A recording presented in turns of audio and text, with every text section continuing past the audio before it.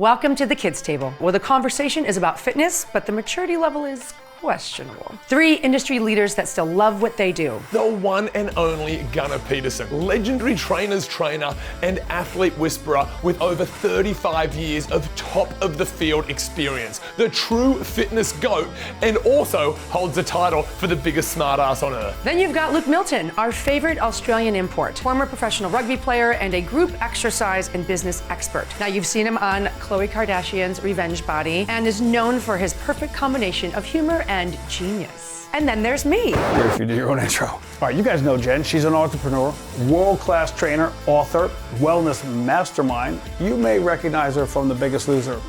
She's a trainer. She's the woman aging in reverse and keeping us in line. Ladies and gentlemen, Jen Widerstrom. So pull up a chair as we talk fitness, the business of fitness, and give a voice to trainers everywhere. It's informative, it's inspiring, it's where everybody wants to be. This is the Kids Table. Today's episode is powered by Yeti and Train Heroic, the go-to platform for the go-to coaches and trainers. All right, we have got a big one today. Our guest is the reason that your favorite strength coach on the internet sounds smart. Cal Dietz has been the head Olympic strength and conditioning coach at the University of Minnesota for over 25 years. He's trained elite athletes across every major sport, Olympic medalists, and published one of the most talked about training systems in the 2000s, Triphasic Training, and somehow still has the patience to explain it all to people like us. He is part mad scientist, part coach, and part myth, because at this point, we're not even sure how many lives he's ruined with tempo squats alone. Cal is not only a personal friend and an incredible human being, but the person I trust most with my clients in cases that I have question marks around. He is so insightful, so caring, and so deeply connected to his passion for helping and healing people. So please welcome to the Kids Table, the one and the only Cal Dietz. What's up, Cal Dietz? Cal fucking Dietz. Yeah, I know. Hey, it's Cal Dietz. You should see all the people that are standing outside. They were holding signs greeting him on the way in. Yeah, because they probably did one of my programs and don't like me. But No, these are just the people that you hung out with at the bar last night that you don't remember. No. We're sitting down. Everyone gets in at other times. That was so fun. Thanks for inviting me. We're like commandeering you for the next 3 days, so we figured, this was the nice night. But we all got a bite, and I didn't have dinner. Luke and I. You look great though. You do, yeah. Listen, the not eating is really working for your complexion. So Luke and I were like, okay, we're not drinking. We're just gonna get a beer and just be really easy here. And then Cal rolls in and goes, yeah, I'll have a bullet on the rocks. And then I look at Luke, and he, like, at the exact same time, like, we both, like, flash a 3, like, 3 of them. Like, we're going on the ride with this guy. And then we go to dinner, and then you get the fancy bourbon something. We get the fancy, and then, so anyway. Yeah, and we had a great dinner. It was a great night. Great conversation. Night. I feel like I woke up more intelligent than when I went to bed, which is great. Correct. Yeah. So, and for Luke and Cal got to meet for the first time because you weren't able to make it the Summer Strong. I was at home. Yeah. You would think Gunnar's an only child. He's just a baby. But you said woke up smarter. I had something so funny that I was going to say to everybody. We'll be the judge of that. Oh, that's not funny. We need to talk about Nico The Waiter just for a few minutes. This person. I'm going to step outside. I was about to ask you. Anything to keep Gunnar out of the conversation a little longer. He looked like he had the Eddie Cohen hands, like the biggest, strongest hands on the planet, but not a body that's done sports. And it made me think, does he do anything? Has he done anything? And he was remarkably intelligent. Yeah, it's like, I see that a lot where I see that person has a quality, but they don't have an interest or maybe the mindset to play sports. And not that that's good or bad, right? It doesn't matter, but I've seen some genetic freaks that just didn't play sports. Do you think that if they had a different coach or a different introduction to it, they would have done it? Yeah, I'm sure. Is Michael Jordan the best that ever played so far? But all the billion people on the planet, maybe there's another one that just never played basketball. Can we cut his mic off, please? I can't believe 3 minutes in and you're taking a shot at MJ? No, he just said he just gassed him. He just said he was the best that ever played. Yeah, No, but he's so far. Yeah, well, I don't know if there'll be another one. No, I know. Right? Like, God. that's special. But it is an opportunity. Please explain that to Jen in the show notes. Yeah, anything to help me understand. No, Did I but miss it? Was it a compliment to Jordan? Yeah. Yeah, he's the best. You can put his mic back on, Sean. Thanks. Because I almost said, oh, there go all LeBron's fans tuning out. Kobe's people left the building. You really think so? Isn't that a good like segue into like the opportunity? Because like Nico could have been the next Michael Jordan, the next Kobe, the next LeBron, had he had an opportunity, or had he been steered into a direction of athleticism, or what's that? Jen, I'm not allowed to say what you couldn't have. I left you out of that one. Hold on.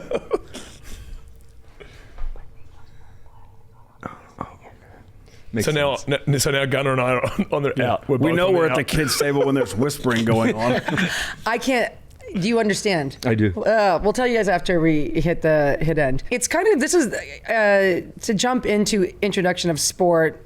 We were so excited to have you on, Cal, and it was something that Gunnar had talked about in one of our earlier episodes about starting with the Lakers in 2017 as the head strength and conditioning coach, which we all know. But what the story that many people didn't know was how he got injected into the role and in the meetings with the Lakers. It was part of the job interview. It was part of the interview. I didn't want to say, okay, yeah. When I had the second interview and I went in, I was with our GM, Rob Pelinka. I was with Magic Johnson, who was with the team in the front office capacity, and head coach Luke Walton. And I had already talked to Rob about the job, and I came down. I've known Magic for a long time, Irvin. And I was meeting Luke for the first time, who I ended up becoming super close with and still just love that guy. But they said, we had a ton of young guys, very young roster then. And it was like Kyle Kuzma, Josh Hart, Lonzo Ball. I mean, all rookies, and they were gonna lean heavily on those guys, and others. But they said, "Do you have a plan for the strength and conditioning program if we bring you on?" And I had read Triphasic. I talked to you about this at SummerSlam, but I had read the book, and I did have a plan. I didn't have it mapped out. I thought this was like a meet and greet and chat, and then devise a plan and come together and all agree upon it, and then set forth. So they go, "Do you have a plan?" And then they kind of all went like that. And I go, "Yeah, I would use Triphasic." And they go, what's that? And I said, "Well, it's a book by Cal Dietz, if you know Cal, renowned strength and conditioning coach, sort of like, as I see it, mad scientist, but in all the good ways, and cutting edge, and all performance based and studies based. And he's not just making shit up in his basement. He's testing this on groups, and it works, and it focuses on giving ample time for people to understand the different types of contractions. There's an eccentric phase, there's a concentric phase, there's an isometric phase, and you do them for certain periods of time based on the book." And they go, "Great." And I thought, holy shit, Cal just got hired by the Lakers. But literally, and it was what I would have done. It wasn't like I was winging it, but I didn't have it prepared like that because I didn't know that's where the questioning was going that day. And I did use it, and we did put it to use, and it was a successful squad. So yeah, it's cool. What I get gratification from hearing that story is that, look, as you know, you didn't do Cal Dietz's program. You just took a concept of what Cal Dietz had, and coaches put it in the concept into their program to put it in the right sequence, the right order to get athletic results, right? That's what I get. Like, every program, every situation is different. Nobody can do my program.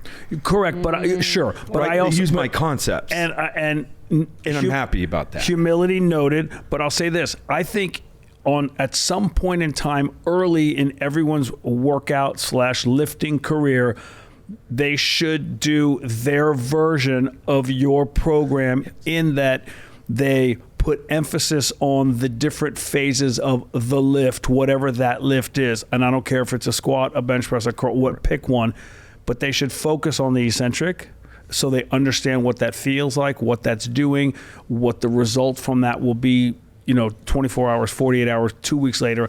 Then they should focus on the isometric the same way, give it the time to learn what they're doing, because it's really now, it's that whole, you go all the way back, bring it back to your boy Arnold, all of our boy. I mean, at some level we were all motivated and are by Arnold, but to connect with the mind-muscle connection. What's your muscle doing? Use a curl, simple single joint movement, right? What's the muscle doing in the concentric phase? What's the muscle doing in the eccentric phase? What's the muscle doing in the isometric phase? Like, what is going on? What am I feeling? What's the adaptation that's going to occur because of it? And as you get more fluent in those lifts, right, then I think that's how you become better at the lifts themselves. Yeah, 100%. And, the thing is, talking about Arnold, right? I always dug into bodybuilding because, like, it was unbelievable. Like, just even if I'm not going to use it most of the time, but the Soviets actually realized bodybuilding was a light bodybuilding using high reps was a great recovery tool for the muscle. Now, heavy bodybuilding beats it up and makes it grow. Light bodybuilding actually is a great off-day training program to flush muscles out. So I always joke, bodybuilding's a misnomer. It's body destroying. You're not building anything. You're just breaking it down. Right. The bodybuilding happens when you walk out of the gym. Exactly. But ultimately, I sat there and I just want to know when I needed to make the muscle grow. This is how we do it. So, everything I've ever learned, Triphasic is 50 assistants, hundreds of interns put together. And then it's bodybuilding, it's powerlifting, it's Olympic. I mean, in there, I mentioned, the Butcher, the Bulgarian weightlifting coach, right? He lifted 5 times a day. I just told somebody this story. Yeah, he lifted 5 times a day, 4 to 5. And the reason he built his program like that was he saw the Globetrotters run up and down the court, I think in Europe, right, somewhere. And he's like, how'd they play 3 games today and do it at this level? Well, our weightlifters should be able to do that. And that was the dawning of Bulgaria was a couple million people at the time, or 3, and won more weightlifting medals in the Soviet Union and Russia or in China. Yeah, but we spoke about this last night, right? When we had the pleasure of going to dinner, and I asked you, what makes you different and what makes you keep pushing, and you said you love winning, but more importantly, you love to try and prove your theories wrong. Yeah. So we all know that Triphasic and a lot of your programs have been adapted by some of the best athletes, adopted by some of the best athletes in the world. What about rewinding a little bit? How'd you get into it? What led you into the curiosity of coming up with these programs? Like, what drove Cal Dietz to become yourself? All right, quick break. Let's talk bags, you guys. Because if you're still dragging around the same old overstuffed backpack that ruins your gym aesthetic, well, you deserve better. Introducing the Easy Access Ranchero backpack, which is the latest in Yeti's lineup of tough as nails bags. This thing was made for people that actually move with a rip-zip opening and that tears wide open so you can grab what you need, and fast. No more digging around looking for lost treasure. And here's the kicker. It's got a vertical zipper so you can grab the gear at the bottom of your bag without unpacking your entire life. Your protein shaker will thank you. Whether you're commuting, climbing, lifting, or just trying to survive a rainy Tuesday, guys, the Ranchero's tough skin nylon shell and smart internal layout keeps your laptop dry, your shoes separate, and your stuff organized, which as a Virgo, I'm obsessed with. Get in, get out, and get going. Check it out at Yeti.com or hit up a Yeti retail store near you. Well, I feel like I ask questions, right? So even as a young kid, I'd ask questions that might get me in trouble. You know what I mean? As a 7-year-old. You know what I mean? Can you show me your that question? We won't get into those. Right? My mom, I probably owe her, God bless her soul, I probably owed her counseling lessons or counseling sessions for raising me. But I mean, she managed me well, I would say that. But the questions. And then I just kept, when I was first training at the beginning, 25 years ago, I was looking for different things, but then I would be like, okay, I tried this and it worked. Well, but really, why did it work? And then I just kept trying to figure it out. So I ran across the triphasic principle in super training of how a contractions and eccentrics and isometric. And then I went and then I heard Vladimir Ishern out of Israel, his research on block training. So we just put it in a block, and then it was like, wow, that went well. And then I switched it around, right? People say, well, I don't do triphasic, I put the iso first. And it all works. But when I ran it with my athletes, the best result was eccentric, isos, and then concentric. Now, you can do isos first too, because if you're not very strong, you should probably do isometrics first. You know what I mean? Because you can't get a great eccentric effect. So here, let me give this gem to you for your next podcast. I ran it concentric first because I think guys understand that, and that's what they can already do or think they're already doing. So that's what I did. Well, in my program, they're doing concentric before we. I train them in concentrically before we go into the eccentric phase, because that's brutal. Does that make sense? It's not like you walk in day one and do eccentrics. Nobody does. But I think a part of that is what is always been a part of your legacy is you understand personality, behavior, people's safety in a gym, and their ability to really go after something. So it's like you create an environment for success. You're like, this is the low-hanging fruit, so to speak, to get them into that kind of strength literacy. I understand, right, concentric. And then you progress them into something more deep into the muscle or something more advanced. What I always want, and it's still, even the people I had this morning before I came over here, I want them to fall in love with it the way I did. I want them to go, oh, fuck yeah. And they don't, because that's a bizarre reaction to feeling the way you feel in a workout. But I get like that literally almost every rep. It's literally like I'm a druggie. Right? Yeah. And I can't get that. But by having especially young, recently paid males to lift the weights and feel that way, I know I'm going to get the buy-in that's what I'm really seeking. It's part of a sell job, though, right? Like, yeah, but I also take pride in, I don't sell fitness to anybody. No, but many of my coaches Hold my hand. Many of my coaches that have left, I said, look, you may go the first 2 weeks, give them the best program you can, but then you say, guys, to even get better, we got to back up and go back into like the eccentric phase, because your first 2 weeks there, you're going to be judged on that. Like all day. You know what I mean? As a coach or as a personal trainer or as a fitness individual, you kind of, if they're going to show up and we're starting something, I think you give them your best and then say, hey, to progress beyond where we want to go, I have to back you up and we're going to go to this. And it's going to be ugly. It's going to be dark. Those eccentric workouts, they are not fun. I just am wondering, because like I asked Luke to hold my hand, because we do sell fitness, right? You guys are on the other side. You are truly sports performance side. Obviously, Gunnar is on the line of both of that. But I just start to think about, well, I have to show for me in general fitness to get people to want to come back. I agree with what Gunnar said. They got to love it. I'll throw a barbell bench press in for all my guys just because it's like this feeling of like, girls, we do lunges and we do hip thrusters, right? We do things that they want for the body parts that they care about. But I have to show them a result. I have to like put something on it to get them to Annie and say, okay, I'll come back next week, because like my butt was sore and I do feel better, and those little kind of additions. But I guess what I feel like general fitness is a bit of a different approach. What gets your athletes to keep coming back with that same intensity when true athletic performance takes some time to build out and show? And sometimes sport performance, it comes in a competition and maybe you're in the off season. Like, how do you keep them invested? Well, I think, as with any great place, and if you really look at it, the culture around, like everybody, when you walk in, every gym has a culture. I think, you have a culture at your place, mine's a culture. So culture is the number one thing. And well, like right now though, I have 30 professionals. So then my college guys see what's going on there. Wow. And they're like, well, okay. That's your best marketing tool. That's so cool. Yeah. And then I have a 22-year-old just signed a $50 million deal. Well, that's pretty motivated. Yep. Right. Neat. Yeah. He just signed a $50 million deal, and I'm doing the same things that he's doing to get better. So like that's unique, right? That's a tough one. But ultimately, I think too, the biggest thing is if they know you care. Yeah. Like they don't care what you know until they believe that you care about them. All day. Right? And I've had some athletes like, the agent's a big deal, but I'm like, look, this is the best thing for you. They actually listen to me versus their agent, right? Yeah, and I don't downplay. The agent doesn't know everything. Like they think they know everything about everything, some of them.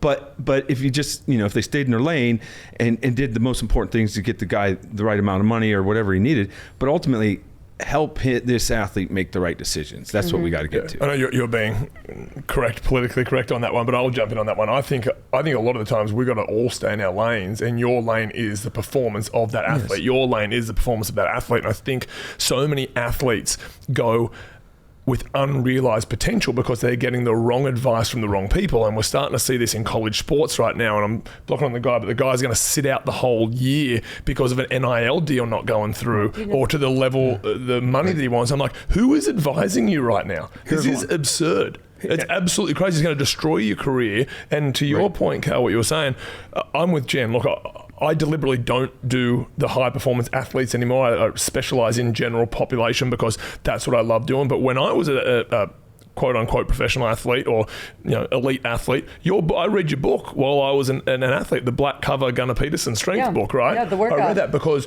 that was what made me fall in love with trying to be better. And what Jen and I sort of specialize in with Gen Pop is trying to make them fall in love with culture or just showing up for something other than an exercise. Whereas as an elite athlete, I was always looking to guys like you for the professionalism to go and do it. I don't have that same love to do that for another athlete. So I think it's really, really interesting. Like, what drives you to continue to show up every day to make the 22-year-old $50 million guy 1% better or 0.1% better instead of 20-30% better from the girl or guy that hasn't lifted a weight in 20 years, so your program's going to change their life overnight? For me, I enjoy the challenge, the complexity of what they are, right? Like, I got a guy that's been with me 16 years, college, 12 years in the NHL. He's still in college in 16 years? 3 years of college. And Hey, don't look at me, guys. And he actually just won the Stanley Cup. And then he just signed another 3-year deal. Wow. So he may be with me 18 to 19 seasons. Yeah. And you're going, and I still, like, here's the thing. He has the fire. He still wants to be the fastest guy in my gym by August. So love that. So yes, right? How easy is that to train though, actually, right? I was going to say, that's a dream. And he's healthy, really good, and he had a breakout year this year. Well, speaking of lanes, It took you 16 years for him to get a breakout year? Well, Jesus, Cal. Yeah, he's held on. No, but speaking of lanes, this is something that I think that some people look at performance. A big part of performance success is keeping people healthy. And I was just kind of like joking with Gunnar. It was like the Achilles rupture heard around the world. What was the athlete's name? The NBA Finals? Jason Tatum. Yeah. Duke guy. Sorry. Yeah. I'm giving you your shot. People we're jumping in on this, and I feel like there's this culture around putting people down and what the trainers did wrong. And I know I wanted to kind of talk about that a little bit and what that culture, how I think that culture sets us back as trainers and as a community. But also, Cal has created this non-contact ACL solution program that I kind of want to merge into and hear about, because we can put down people about what they're doing wrong or guess about it, or you can be like Cal and create a solution around an injury that hasn't even happened yet to keep you people healthy. So I just feel like I want to hear thoughts on that. Sure. You guys want to jump in? I would say start? on the surface topic of that, like, no one wants to hear mom and dad fight. Right. So when trainers air their laundry in public and they bash each other and they post injuries and they say things, and I'm thinking of a couple of like super high level shitbag trainers that do this, and I see it, maybe 3 of them actually now, and it's just, I think it's ugly. I think it's divisive. I think it's unnecessary. It's not productive. And they say stuff like, that whole strength staff should be fired. You're like, the guy had a non-contact ACL tear. Like, how? I'm not a big believer in you can prevent the injury. You can do what you can to strengthen, to prepare for the rigors of the sport, whatever it may be. But you can't tell me that you'll prevent it. You can do things to prepare to be at your best, but things happen.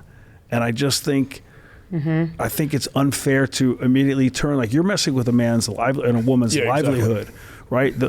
Some GM sees that post or hears about it, and he's like, yeah, maybe they should. And then all of a sudden, the whole team is fired. Not cool. The doubt starts when something like that, right? The doubt starts. The dynamics of, let's just say, the Achilles. I've seen things, well, what instantly tightens up the calf? I've seen the talus bone out of place in the foot. I've seen a bruised foot.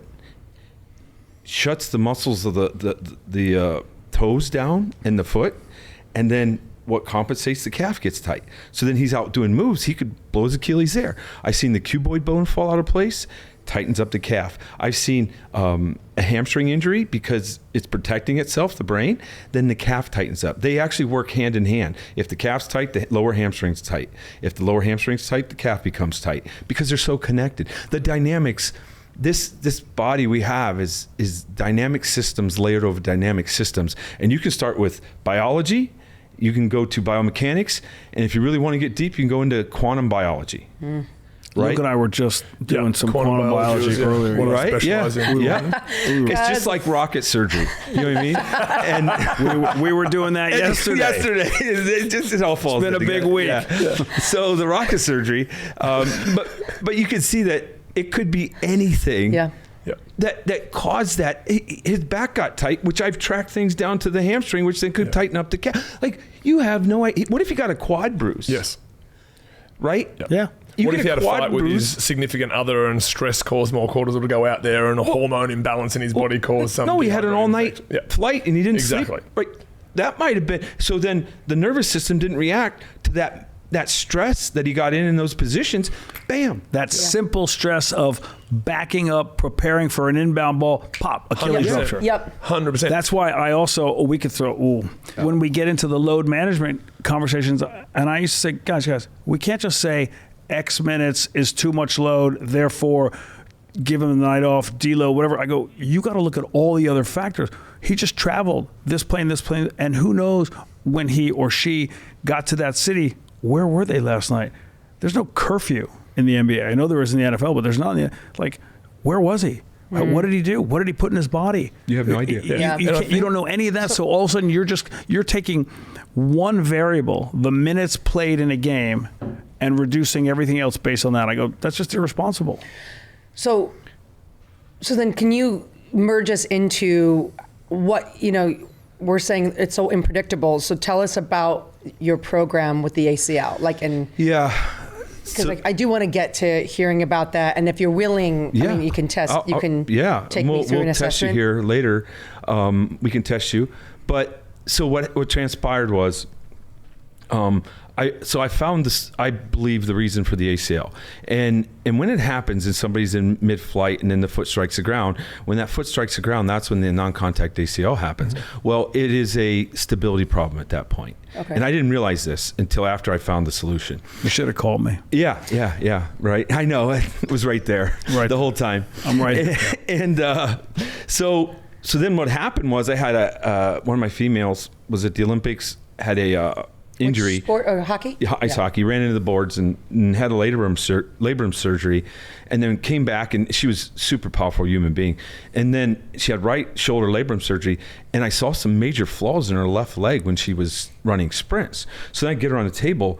So then, and now what I've done over the years is I've learned muscle testing so well. So I tested like 20 muscles in her lower limb, and I found the muscles that were off.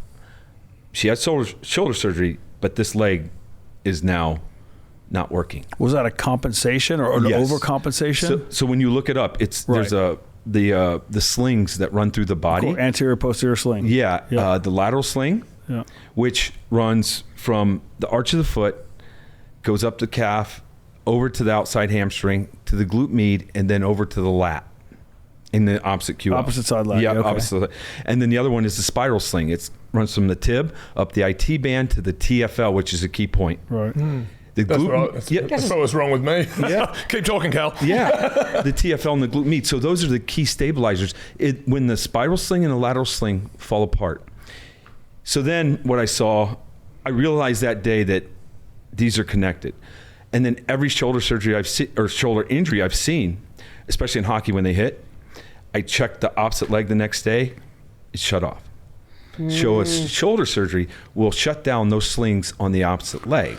Does that sling, you're saying shut off, so I'm going to just So you're unstable. run with that parlance. Yeah. Does that sling turn back on when or as that shoulder is healing, or does it have to, or Yes. does it have to be It can. turned back on? Does it have to be turned back on? Well, I always turn it on right then and there. Right? Just because I want that person So stable. you can override it. Yeah. So you can override it 100%. So like a massage will override it. The problem is I found that Hang on, not that massage. Stop it. Luke. Yeah. So when I test Can't wait this, for recovery. right? So I test everything, and I have found that massage shuts the muscles off, at least for a few hours. So I just showed an NFL team, and they actually stopped doing game day massages because they had a guy massage and muscle test everything. And it was completely off. Now the next day, he's really strong. Okay. So you need some time to let that. Is that your CNS just responding? Yes, it has like to just be. kind of, Yep, yeah. it has to be. Yeah. To Now, give some foundation, what you're saying, I've had shoulder surgery myself, and what Jen was laughing at when you were speaking about that, the symptoms that you just said, the spiral thing, exactly what my symptoms are. I got hit by a car, but I also, from rugby, have dislocated both shoulders a million times and had shoulder surgery, but no one's ever made that association before of what you're talking about, but it makes so much sense. It's bananas, right? So, and these slings are important. Like I had an NBA team call me and they were like, hey, we've been training this guy's right leg and it's like 20% deficit on the force plates. And I'm going, okay, and he's not getting any better. I'm like, well, I think it's his slings because I could watch him move. And they go, okay. So they just hit the slings and they go test on the force plates. 2 minutes later, he's 105% instead of 80%. He's 105 because they'd been doing all the right stuff. But if the brain in these slings, if those aren't on working optimally, when you go down, the brain says, I'm not going to let you produce too much force. I'm going to down-regulate you. Because if you can't create stability, we know you can't jump on sand. Not only because it's not stable, but the brain says, I can't produce force because you could hurt yourself on this unstable. So not only with that instability, the brain is saying you're out of power, but you can see it all the time. I watch a right leg exercise, left leg, and if they don't, and my athletes know, if they don't feel exactly the same, I just test these two slings and I can do it on you in 10 seconds. Yeah. And I test the slings and then they know that they just get up and they actually, what we call RPR, reflex performance reset, we hit those muscles and it turns them on, and the next set, they feel good. And I watch it. Yeah, it looks good. And for everybody listening, it's not like you need an advanced doctorate in this. I've taken the RPR 1 and 2 courses from Cal. You just use the side of your thumb. You can massage gun works. just to activate these key locations, and it literally switches the muscles back on. It's that simple. And, it is that. And simple. you've even seen Cal's even seen high schools and junior highs adopting the RPR systems into sports and PE classes. So like kids are doing it to themselves to get kind of switched on for sport and play. So it's really exciting that this is coming to a point where, like, because I again, it's so that you're the hallmark of your career. It's you keep people healthy, and so right now you're getting ahead of injury before it happens. So you're keeping your people on the field, and on the ice, so to speak. I mean, that should be our number one job, right? Yeah. And then performance is secondary, right? You know what I mean? And now with RPR, like the massage guns, it's too easy. Like you can get a huge response. And here's the thing: if you just do it every day, these slings stay turned on. Right. So, but again, I'll get back to the dynamics of like the injuries in the NBA with, let's say, the Achilles. I've seen a quad bruise shut these slings off. I see a bruise on the foot somebody steps on, shuts the slings off. And just to, like, for layman's, when you say shut off, it goes back to your sentence a few minutes ago. You're saying the brain is saying, hey, something's going on here that suggests injury or it needs time. So we're not going to feed as much power to that place. We're going to turn it off or down regulate it. Yeah, well, it down regulates the slings because I think I need to upregulate, protect myself, bigger muscles, and those aren't designed. So like then the hamstring starts to stabilize the hip.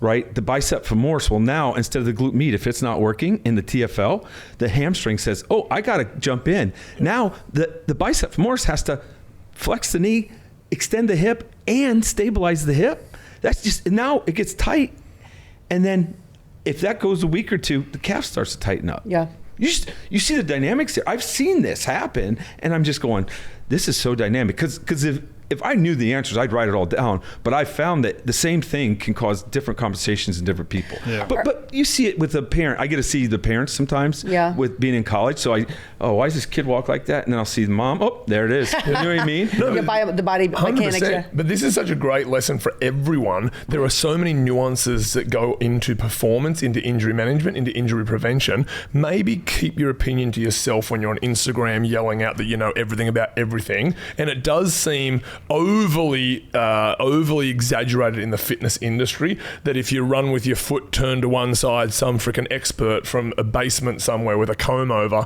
is telling you all the problems that you have. And Monroe's got a comb over. We love her. No, but it's really infuriating because going back to what we started with this is there are serious consequences to your bullshit opinion, and not understanding all the levels at which everyone here has gone to understand the nuances that go into these things just shut your mouth. Just keep it to yourself. Look how humble you're being now Yeah. with all of these programs that you've created, because you understand that there is so much more to Well, it. that's the lane. I mean, that's why. I mean, you just promised me you could check my knee in 10 seconds. So we're gonna do that in a second. You're gonna tell me if my ACL is stable At or risk, not. at risk. At risk, right? But this is why we were so excited to talk about this course today. It's super affordable. Any trainer, PT, coach could learn this and then start assessing their athletes and help them. Yeah. Well, Yeah. for example, I had a junior high school coach. He grabbed his women's soccer team. He wasn't a strength coach. He was just a soccer coach. He picked up muscle testing on his wife. He turned around, tested the 20 athletes that were with him, the young girls. He had 7 bad legs. He says they're at risk. There's no guarantee if you're at risk, if these things aren't working correctly, there's no guarantee you're gonna blow your ACL. I just saying you're at a high risk. Right. And he just did the reset. The next day he checked those 7 legs. 3 were still bad. He just kept resetting them. Cool. And then he's like, by 10 days, everybody was good. It's Cool. like, okay, hopefully they don't have any ACLs this year, or at least a reduced number, because that's a $50,000 bill, right? And a major development part of a young athlete's career. Oh, I was going to say that's the physical. Yeah. Think about the emotional that Yes. they go through. Think about what they go through in their peer group, because their status changes from star player to now injured player to now kind of overlooked player. How they feel at home, Yeah. their grades can suffer. Like the $50,000 bill is the repair for Yeah, and hopefully it's insurance, right? Correct. But yes, it's the mental part. And then, Yeah. hey, if there's a lot of life lessons that we learn with sports, right? And hopefully they're mostly positive. And that's one that could be negative. And you're just hoping that, hey, if we can prevent that, and the kid has a great positive career in sports, maybe it just ends at high school, but it may have taught them lessons that helps him with business, that Yeah. helps him, and always, right? That's the goal. If you're a trainer looking to level up, grow your business, and actually connect with your clients, Train Heroic is the game changer that you need. I used it for years, and it was the first tech my clients actually enjoyed using. They showed up, logged the work, and I could coach them through every rep. Trusted by top coaches since 2012, plans start at just $10 a month. And you get your first 14 days for free. So head to trainheroic.com/the kids table to start your free trial now. So you're going to lay your athlete down, and we're going to get these 2 slings tested. And remember, as I said, the lateral sling involves the hamstring, the glute med, and the opposite lat. So the glute med is the key point in that particular sling for stability. So the way you're going to test that, you're just going to lift the leg out. I like to use a 1, 2, 3 hold, and she's going to hold, and I'm just going to try to bring her leg back into the midline. Very simple movement, very simple test. Ready? 1, 2, 3 hold, and I'm going to pull her leg in. Am I fighting you? Sure, I don't think you can, though, could you? So I'm gonna. What we want is a good positive test. Ready, hold, and she can hold me. But a lot of times you'll start to push, and you'll feel the athlete just can't hold it. You can't hold that one. So her left glute med muscle is not doing very well to stabilize her hip. Ready? I'm gonna do the other one. 1, 2, 3, hold. That one's not doing very well at all. Now, was there pain there? No. No. Okay. I just was like really trying hard, Yeah. and I felt like invisible. So anyway, that's the way to test it. So that particular muscle on each side is not doing very well. So the other one was the TFL. Remember, that one runs up to tib. The spiral sling runs up to tib, right up the IT band to the TFL, lower abductor magnus, upper, and then runs into the shoulder. So I'm going to test this. Right, so this one, you're going to lift the leg up about 30 degrees. You're going to internally rotate the foot. And now I'm going to bring it back to the midline to see if that TFL is working. Ready? 1, 2, 3, hold. She's got nothing. I just want to point out something. I'm very strong regularly. Yep. Ready? Yep. 1, 2, 3, hold. It's funny. This side's already cramping. Yeah, it's already Just cramping. holding me up there. Which is a sign there's compensation, right? So what all we do is then we would go in the course and we show you how to activate it actually with guns. So for example, I know the spot. Like a Theragun? Yep, like a Theragun is great. Yeah, not guns, I guess. Oh, no. You know what I mean? You're in Tennessee, dude. And then, yeah, it's fine. And then I'm just rubbing RPR on that TFL. Kinda tender. Yeah, because it's not functioning. Now I'm going to test her glute med. Ready? Yep. 1, 2, 3, hold. And she locks in. You just did that for 5 seconds? Yeah, it's RPR. And we just hit a muscle reset, right? So I just literally, there's magic because this spot actually turned the glute med on because she actually has a foot problem, which shuts the glute med off. But I also did Is this why the I'm single, Cal? No, My this is feet? not. No, it's not why you're single. internally rotate, Yep. and I'm gonna pull this back down. Ready? 1, 2, 3, hold. I can barely move. So wild. Yep. So I'm gonna make sure she's right on the good side. I'm just gonna rub that particular, I call this the arch reset, because the arch, if the arch is collapsing, that glute med will collapse also, or the glute med will shut off. You're just like right. I'm right on the inside of this muscle, right on the inside of the belly here. Yep. So we'll see if it turned it on. Ready? 1, 2, 3. Locks it in. So what are you feeling for in that first test? I'm feeling to see if her muscle, so right now when I go to test, ready? 1, 2, 3, hold. Like I go to move her 1/4 inch and she grabs. For me, it feels like I gave the same effort, but the second time it turned on. So hey, I know we got 55 questions. Let me just shoot out one. So why on the right side did you do the RPR on the quad, and on the left side you did it down by the calf? Well, I just fixed the glute med, but this one's still bad. Ready? 1, 2, 3, hold. I didn't fix it yet. The quad right here, the TFL spot. So she was bad, but all I'm gonna do is RPR this TFL. Now watch. Ready? Hold. Now it's locked in. And I can literally. So this feel it. spot was the glute med. So now when she runs and jumps, I already gave her a 4 or 5 for her stability. Now when she gets up, if I watch her sprint, she will sprint differently because the brain goes, everything now is stable. Yeah, because the brain's always seeking stability. For me. For survival. Correct. Stability, I wanted to make that point. A lot of people think, oh, she's just weak there. I think the first line of my book is the body is a survival mechanism. That's exactly what it is. Right. You were 100% right. And people think, oh, like physical therapists always think, hey, what weakness is causing this? No. The brain has turned something off to survive some way. Protection mechanism. So I stopped thinking about weaknesses years ago because, when this test here, when the glute med fails, a lot of people do the glute med bands, but I've never seen it turn them on if you don't fix the real problem, which is the strength of the foot. Of course. Well, of course, you'll see every trainer put a band around, right? Like put a what's Mark Bell's band? I'm drawing a blank. But do you do the bands? Well, that's right. Put a slingshot. But I was saying, do you do the bands? I was doing like the McGill 3 to try to get my core and my hips to turn on. Yeah. Sure. So what I found. But if it shut it down, no matter how much you're trying to turn it on. Here's the deal. If you test this and it's bad, and you do all these expertise exercises, and literally I've seen people, and I'm not ripping the exercises, but gyms that are highly known to train a lot of great people, if they do their glute med turn on exercises, and I bring her back and I test her, she'll be worse because. Well, she's just fatigued. No, you've just ingrained the bad pattern. Ah, okay. You've taught it to protect itself. You've caused it to protect itself more. Because yes. So you actually need to get it turned on and then do them, and then it'll be better. Oh yeah. So you can't strengthen it. You're just digging yourself into a deeper hole. You turn it on, then you can strengthen it. You're driving home the bad compensation. Yes. Like so question: if you then strengthen it, is it less likely to turn off in the future? Yes. Now it may be off tomorrow, but what happens is that it just keeps gathering over time. Can she turn it on herself? That sounds All she has to do. Easy. She has to RPR those 2 spots, and and then it's good. So before my workout, every one of my athletes walk in with the gun, and they hit these spots, no matter what. Are we super specific with those spots, like down to the inch, or can it be in the general vicinity? Area, right? It's crazy. Actually, these muscles are associated with other things. So this was her TFL, that muscle that stabilizes the hip. If I just went into her abductor magnus and rubbed here and never touched this, it would turn the TFL on. Well, you saw me turn the glute med on because all I did was hit the arch. I never touched the glute med back underneath the butt here. Right. I just touched the arch. But the feedback loop in the brain, this whole sling runs all the way up through the glute med. So that's why it worked. So could you touch it anywhere along it? There's key points, like this one's here. Okay. The foot doesn't work. I tried the hamstring, it doesn't work.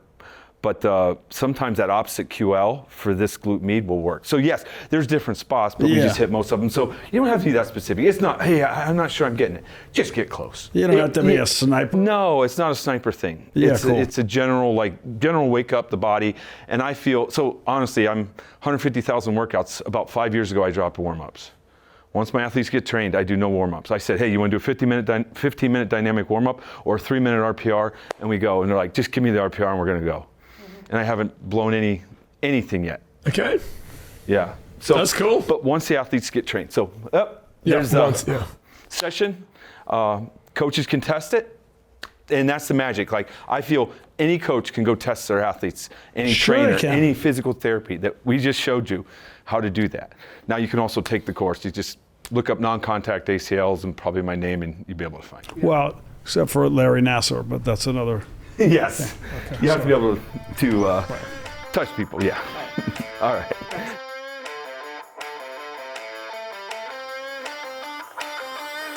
Well, that's it. That's the show. You're welcome, and we're sorry. Don't forget to hydrate, lift heavy, and maybe call your mum. Actually, after listening to the three of us, maybe call the priest.